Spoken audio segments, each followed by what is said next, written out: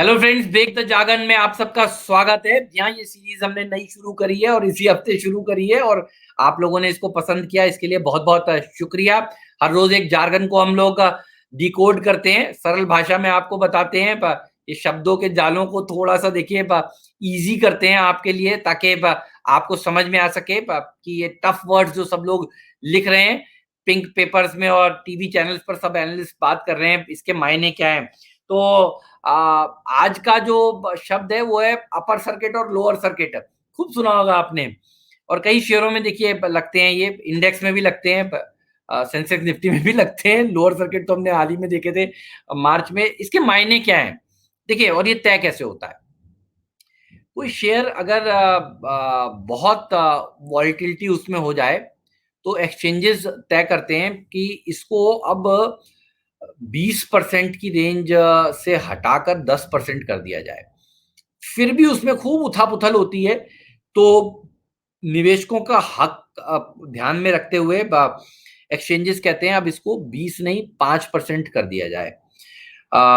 और ये एक्सचेंजेस तय करते हैं, और इसका एक फॉर्मूला है जिसके बेसिस पर ये तय होता है। तो कभी भी देखिए, ध्यान रखिए, कैश मार्केट के स्टॉक में 20% तक का मूवमेंट अलाउड है, ऊपर की तरफ या नीचे की तरफ। ऊपर की तरफ यानी अपर सर्किट, नीचे की तरफ यानी लोअर सर्किट। कोई भी शेयर 40% से ज्यादा का मूवमेंट नहीं दे सकता नॉर्मल कोर्स में।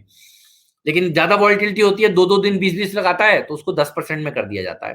फिर वो 10% घूमता है, ऊपर नीचे उसको अलाउड होता है। 10% ऊपर जाना अपर सर्किट, 10% नीचे। और वॉलिटिलिटी होती है, फिर उसको एक्सचेंजेस कहते हैं तो बहुत वॉलिटिलिटी होती है, इसको 5 में कर देते हैं। फिर वो काफी समय तक 5 में रहता है, जब तक उसकी वॉलिटिलिटी कूल डाउन नहीं हो जाती। तो अपर सर्किट लोअर सर्किट केवल इतना ही है कि आपको ध्यान रखना है, कोई भी स्टॉक जो है जो 5% में घूमता है ना, उससे थोड़ा सा बचिए क्योंकि उसमें ट्रेडर्स का इंटरेस्ट जो होता है वो कम हो जाता है। जो 20% घूम रहा है, जो 10% चल रहा है, उसमें आपको ट्रेड करना चाहिए। अगर आप नए इन्वेस्टर हैं, ध्यान रखिए, नए ट्रेडर हैं तो आप ध्यान रखिएगा। वो उसमें वॉलिटिलिटी इतनी हो चुकी है, उसमें कोई खबर होगी या कोई न्यूज़ होगी या बहुत सारे लोगों ने ट्रेड इकट्ठे किए होंगे, तो इसके कारण उसके सर्किट फिल्टरों को छोटा कर दिया गया होगा।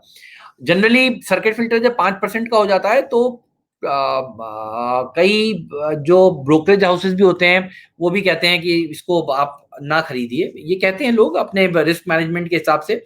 मुझे लगता है ये सही तरीका भी है। तो 5% वाले को आप तभी करिए जब आपको बस श्योर शॉट कोई न्यूज हो, आपको लगता है आज 5% ले रहे हैं हम और कल ये 5% और ऊपर जाएगा, परसों और जाएगा, तो आप खरीदिए। वरना होगा कि आपको एग्जिट करना बड़ा मुश्किल हो जाएगा उस शेयर में से, क्योंकि लोग होंगे नहीं वहां पर, वॉल्यूम हो नहीं रहा होगा। तो हो सकता है आपने खरीदा और उसके बाद उसमें आप बेचने जाए तो पता चला ज्यादा बायर ही नहीं है वहां पर। तो 5 वाले से आपको परहेज करना है सर्किट फिल्टर्स में।